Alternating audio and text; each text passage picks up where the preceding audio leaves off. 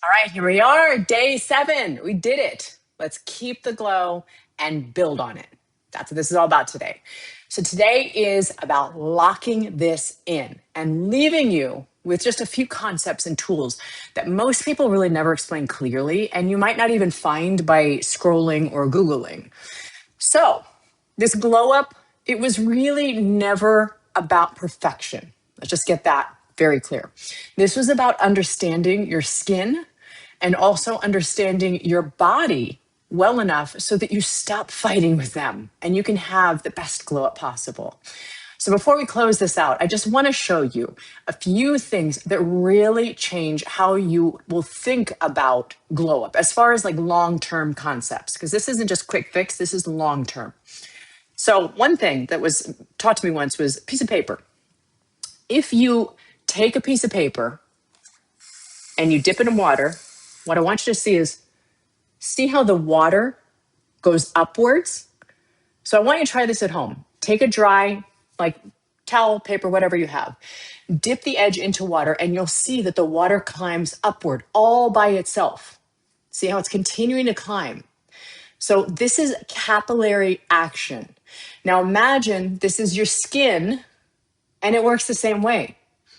So when your skin is dry or when your skin is compromised, water and products absorb unevenly. When your skin is already hydrated and it's supported, everything moves the way that it should, and it absorbs everything that it should, and absorbs also more smoothly. And that's why hydration always comes before correction, and why gentle habits matter more than any of the aggressive ones. So this is also why with eye products, very important note, when it comes to eye products, I always go lower than you would think you would. This ties directly into this same paper example, because the skin around the eyes, it naturally pulls product upward as it absorbs. Now you see how, again, like I said, the water is still rising. See that? So if you apply your eye cream at the lash line, it often is going to migrate into your eyes and it's going to cause irritation. It's going to cause puffiness. It's going to cause your eyes to water and burn and sting.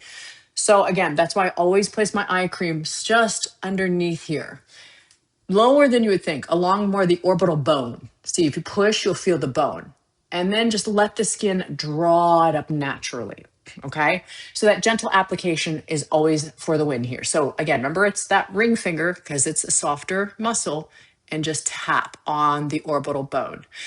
So hydration, circulation, and consistency are going to matter more than pressure, always. I also want to show you another very simple tool that I use when it comes to body care, especially for areas where my skin might be feeling a little tight, textured, uneven, maybe even a little more dimpled. This is a manual cellulite massager by TestMed. Again, I'm not telling you to buy anything here, just showing you my tips and tricks. Nothing fancy, nothing electrical. You can see it opens. There's no extremities. There's no extremes here. Now, why this matters, you use it in a light motion. I use it like this for my arms, light pressure. If I'm using it on my abs, I'm going to go like this, and you want to use this over your skin, legs. You want to apply oil first, and it's usually for areas like I just said, thighs, hips, abdomen, arms, really anywhere the skin feels congested, dimpled. Always use this on moisturized skin, not over clothing like you just saw. I just was demonstrating. So one last little glow up before we wrap this up for the week. I always apply my skincare products to the back of my hand, because that's one of the first signs of aging is our hands.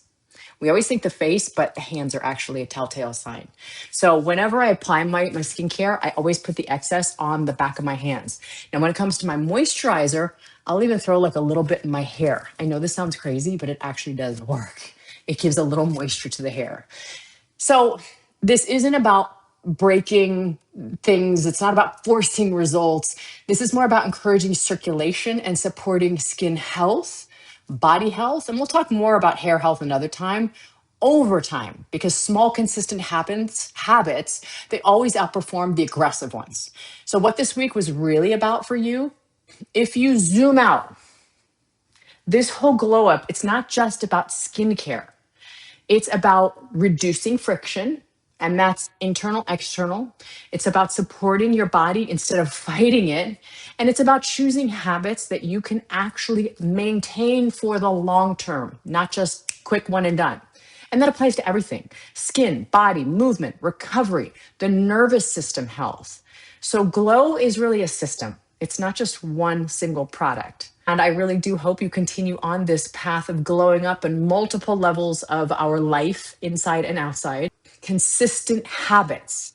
Again, nothing extreme, nothing overwhelming, just practical things and practical ways to keep building on this foundation. So, what is the final takeaway here? You don't need to do everything. I don't want you overwhelmed. I don't want you stressed. All you need to do is just have awareness, consistency, and permission to keep it simple, because it's okay to keep life simple. So that's how Glow lasts. Thank you so much for doing the Glow Up program with me. Please keep what we worked on. Come back to these basics anytime that you feel you might need a reset. And come join me for the next 7 days. All my love.